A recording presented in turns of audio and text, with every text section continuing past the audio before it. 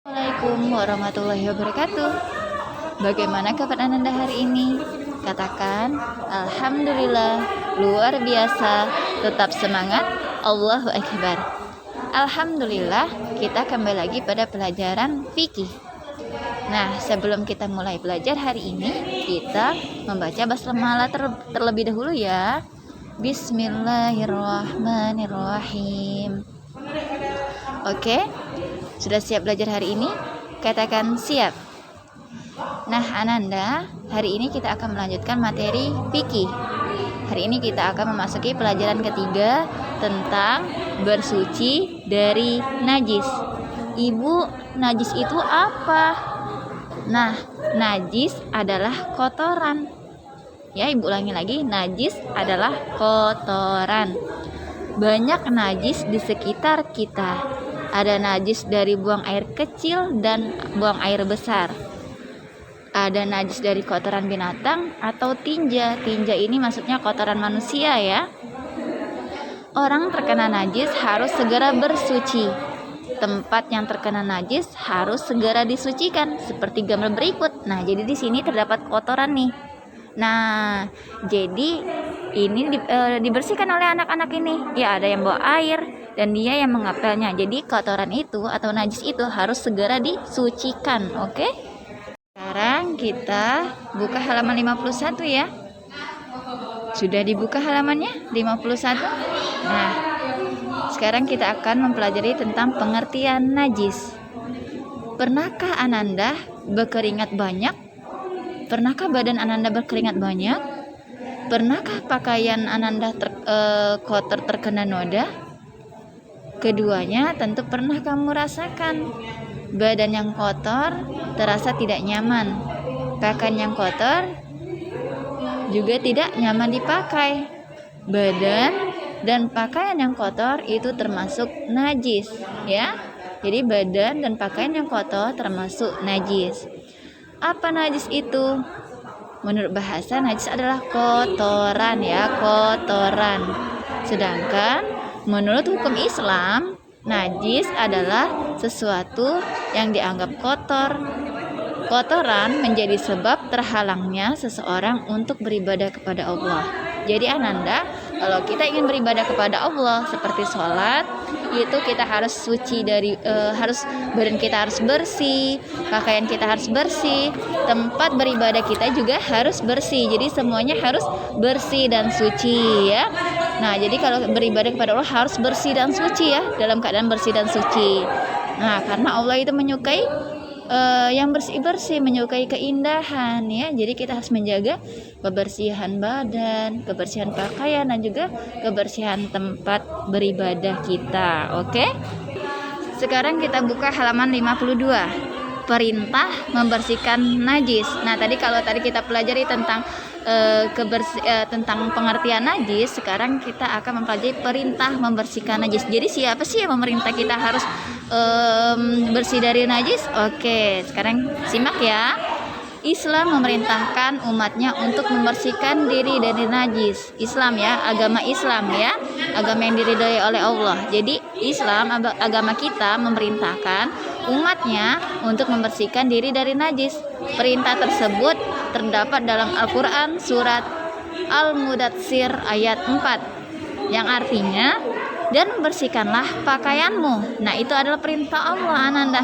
Allah sendiri yang memerintahkan kita untuk membersihkan pakaian kita ya, bukan ibu guru yang memerintahkan, juga bukan ayah dan ibu di rumah yang memerintahkan, bukan juga teman-teman yang memerintahkan, tapi melainkan Allah sendiri yang memerintahkan kita untuk membersihkan pakaian kita ya.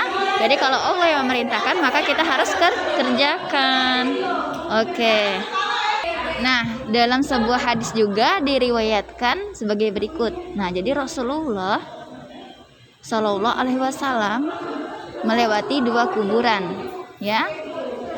Beliau bersabda, jadi Rasulullah ini bersabda, kedua orang ini sedang diazab, dan mereka diazab bukan karena dosa besar. Orang yang pertama diazab karena berbuat namimah atau adu domba. adu domba ini maksudnya contohnya seperti ini. Misalnya ada seorang anak, kita namai si A ya, seorang anak. Nih, jadi ada lagi temannya namanya si B. Dan ada lagi satu temannya namanya C. Jadi mereka bertiga, A, B, C. Nah, si A ini dia menjelekkan si B kepada si C. Kemudian si A ini lagi menjelekkan si C kepada si B, sehingga B dan C akhirnya bertengkar. Nah, itu disebut dengan adu domba ya. Oke, kita ulangi lagi. Orang yang pertama diazab karena berbuat namimah atau adu domba seperti yang Ibu contohkan. Terus adapun yang kedua, ia diazab karena tidak membersihkan diri dari sisa kencingnya. Nah, jadi Rasulullah itu melewati 2 kuburan. Nah, kedua orang ini sedang diazab. Jadi yang pertama itu diazabnya itu disiksa oleh Allah, maksudnya kena azab disiksa oleh Allah itu karena bukan karena dosa besar, melainkan yang tadi karena adu domba yang pertama. Yang kedua tadi karena dia tidak membersihkan diri dari sisa kencingnya. Nah, jadi Ananda, kita harus menjaga kebersihan ya, harus menjaga kebersihan dari najis. Makanya kalau tidak mau diazab di dalam kubur seperti orang ini, maka kita harus menjaga kebersihan kita ya, menjaga kebersihan kita dari najis ya. Jangan sampai kita diazab karena kita tidak membersihkan diri dari najis. Oke, tadi kita sudah mempelajari pengertian najis. Yang kedua, kita sudah mempelajari perintah membersihkan najis. Jadi ingat ya, yang memerintahkan untuk membersihkan diri dari najis atau untuk bersuci itu Allah ya. Allah sendiri yang memerintahkan kita untuk membersihkan diri dari najis ya. Allah yang merintahkan. Nah, sekarang karena kita sudah tahu perintahnya, karena kita sudah tahu pengertiannya, maka kita akan belajar tentang macam-macam najis. Jadi apa-apa saja najis itu Bu, macam-macamnya. Nah, jadi Ananda, najis itu macam-macamnya ada 3 ya. Jadi para ulama membagi najis itu ada 3, yaitu najis mukhafafah, najis mutawasithah, dan najis mughalazah ya. Oke, sekarang kita akan mempelajari najis mukhafafah atau najis ringan. Ringan. Najis mukhafafah adalah najis yang berasal dari air kencing bayi laki-laki. Jadi kalau Ananda punya adik di rumah, Ananda punya adik laki-laki di rumah, jadi adik yang masih kecil, yang masih diberi ASI oleh ibu dan belum makan nasi, belum makan apa-apa kecuali ASI ya, kecuali ASI, air susu ibu. Nah, jadi ini air kencingnya itu adalah najis mukhafafah, termasuk najis mukhafafah ya.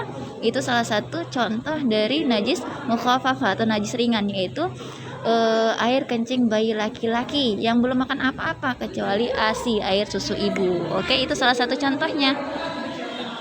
Terus bagaimana cara membersihkan najis mukhafafah? Cara membersihkan najis mukhafafah atau najis ringan, yang pertama adalah najis dilap atau dihilangkan terlebih dahulu. Jadi kalau misalnya ada air pipis adik kita yang laki-laki, maka kita lap, kita hilangkan dulu, kita hilangkan sampai nggak ada sisanya lagi ya. Terus sudah selesai kita lap air kencingnya, kemudian kita memercikan air ke tempat yang terkena najis. Jadi kita persihkan di mana tempat adik tadi pipis ya, di mana tempat adik tadi buang air kecil. Jadi kita persihkan air ke tempat itu, kemudian selanjutnya dilap hingga kering ya. Jadi sudah dibersihkan air, kita lap lagi sampai kering. Nah, itu cara membersihkan najis mukhafafah. Karena najis ringan ya, masih ringan. Oke. Terus yang kedua, najis mutawasithah. Najis mutawasithah atau najis sedang. Najis mutawasithah adalah najis yang berasal dari air kencing. Nah, air kencing ini, oke, Ibu ulangin lagi ya. Najis mutawasithah adalah najis yang berasal dari air kencing. Air kencing ini kalau tadi mukhafafah adalah contohnya air kencing anak laki-laki yang masih bayi, yang masih minum air susu ibu, maka yang mutawasithah ini atau najis sedang ini adalah air kencing kita sendiri, air kencing kita misalnya yang sudah besar ya, yang bukan anak bayi laki-laki ya, itu termasuk najis mutawasithah atau najis sedang. Nah, selain dari air kencing ini, Ada juga yang termasuk najis mutawasito adalah kotoran manusia atau yang disebut dengan tinja tadi ya, kotoran manusia, terusnya kotoran binatang, nanah. Nah, kalau misalnya Ananda punya lukanya itu bernanah ya, nah itu termasuk najis mutawasito, najis sedang ya. Terus bangkai, misalnya ada bangkai cicak atau bangkai tikus, nah itu termasuk najis mutawasito. Atau bangkai yang lain ya, pokoknya bangkai itu termasuk najis mutawasito. Terus muntah. Jadi Ananda kalau misalnya Ananda masuk angin kemudian muntah, nah itu muntah itu termasuk najis mutawasito ya, najis sedang. Kemudian air liur ini, kemudian air liur ini kalau misalnya biasa tidur ya, misalnya kita tidur baik tidur siang atau tidur malam ya, itu biasanya ada air liur yang keluar ya. Nah itu, atau yang biasa nama lainnya yang biasa kita sebut iler ya. Nah itu juga termasuk najis mutawasito Ananda, karena itu adalah kotoran ya. Terus bagaimana cara kita membersihkan najis mutawasito atau najis sedang? Oke, yang pertama, najis dilap atau dihilangkan terlebih dahulu. Jadi sama seperti tadi, yang pertama kita lap, oke, kita bersihkan sampai hilang ya, sampai hilang. Kemudian setelah kita lap, sudah hilang najisnya, sudah bersih kotorannya, maka yang kedua mencuci dengan air mutlak. Air mutlak ini, oke, Ibu ulangi lagi. Setelah kita lap dan sudah hilang kotorannya, maka yang kedua mencuci dengan air mutlak bagian yang terkena najis itu hingga hilang rasa, bau dan warnanya. Jadi air mutlak itu adalah air bersih dan mensucikan, bersih dan mensucikan. Ada juga air yang bersih tapi tidak mensucikan, seperti kopi, susu, itu bersih tapi tidak mensucikan, jadi itu tidak bisa kita gunakan. Yang bisa kita gunakan untuk menghilangkan najis adalah air mutlak, air bersih dan mensucikan. Contohnya adalah air sumur, air hujan, air laut ya, ya mata air dari pergunungan ya, itu ya. Nah jadi itu bisa digunakan untuk mensucikan najis ya, air mutlak. Nah jadi kita mensucikan dengan air mutlak pada bagian yang terkena najis itu hingga hilang rasa, bau dan warnanya. Jadi sampai hilang rasa, bau dan warnanya ya. Oke, selanjutnya adalah najis mughalazo atau najis berat ya. Ini yang ketiga ya, najis mughalazo atau najis berat. Najis mughalazo adalah najis yang berasal dari air liur, kotoran dan apapun yang keluar dari babi, anjing dan peranakannya. Maksudnya peranakan itu anak-anaknya ya, anak cucunya ya, anak cucu dari anjing, dari babi. Nah jadi segala air liur, kotoran dan apapun yang keluar dari babi dan anjing serta anak-anaknya yang kecil-kecil itu adalah najis, termasuk najis mughalazo atau najis berat. Jadi kalau Ananda misalnya di jalan dikejar anjing kemudian terkena air liurnya ya, nah itu termasuk najis mughalazo dan harus segera dibersihkan ya, itu karena termasuk najis berat ya Ananda, najis berat. Nah jadi bagaimana Bu cara membersihkan najis mughalazo kalau kita terkena air liur anjing atau terkena kotoran anjing dan atau terkena dengan babi ya gitu kan, kotoran babi misalnya seperti itu. Bagaimana caranya? Oke, yang pertama adalah hendaklah dibuang najisnya terlebih dahulu. Jadi kita bersihkan dulu nih kotorannya, kita bersihkan dulu najisnya ya, kita buang terlebih dahulu. Oke, yang kedua setelah kita buang, sudah kita bersihkan, yang kedua tempat yang terkena najis dibersihkan dengan air bercampur tanah. Oh jadi air itu kita campurkan tanah. Nah jadi kita siapkan air bercampur tanah ya, yang sudah dicampur menjadi satu. Terus kita tempatkan pada tempat yang terkena najis. Misalnya kalau tangan kita yang terkena itu, maka kita poleskan ya, kita letakkan di tempat yang terkena najis, atau baju kita yang terkena najisnya, maka letakkan di situ ya. Oke, itu yang kedua. Yang ketiga adalah cuci dengan air mutlak sebanyak 6 kali hingga warna, bau dan rasanya hilang ya. Jadi air mutlak tadi sudah Ibu katakan, air mutlak adalah air bersih dan mensucikan. Contohnya tadi air laut, air sumur, air sungai, air, ya pokoknya air yang mensucikan, yang bisa kita untuk bersuci ya. Nah, jadi ini 6 kali sebenarnya adalah 7 kali sebenarnya. Ini yang satunya 1 kali dengan bercampur tanah, kemudian disiram air 6 kali. Jadi kalau bisa kita jumlahkan, maka kita basuh najis mughallazah itu dengan basuhan sebanyak 7 kali. Yang pertama tadi air bercampur tanah, kemudian setelah itu dibasuh dengan air mutlak sebanyak 6 kali. Oke, sekarang Anda sudah mengerti tentang pengertian najis, perintah membersihkan najis, dan macam-macam najis. Nah, jadi tugas Anda hari ini yaitu mempraktikkan mensucikan najis ya.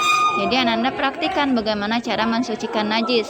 Najis mukhaffafah, najis mughallazah, najis dan najis mutawasito ya. Nah, jadi silakan Anda praktikkan bagaimana cara mensucikan najis mukhaffafah. Nah, tadi kan najis mukhaffafah ada salah satu contohnya adalah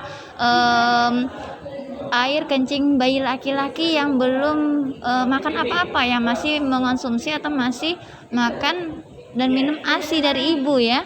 Nah, Bu, kalau seandainya tidak ada adik bayi laki-laki gimana? Ya nggak apa-apa, Anda pura-pura aja ya, pura-pura misalnya ini pura-puranya ada air kencing dari bayi laki-laki misalnya. Sebagaimana cara mensucikannya? Seperti itu ya.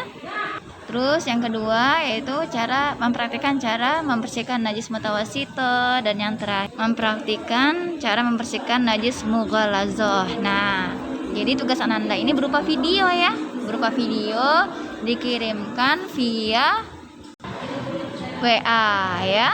Oke, jadi tugasnya berupa video dikirim via WA. Ibu tunggu tugas Anda hari ini. Tugasnya hanya cukup mempraktikkan saja, mempraktikkan mensucikan najis, tidak ada menghafal. Jadi cuma mempraktikkan ya. Oke, paham ya tugas hari ini?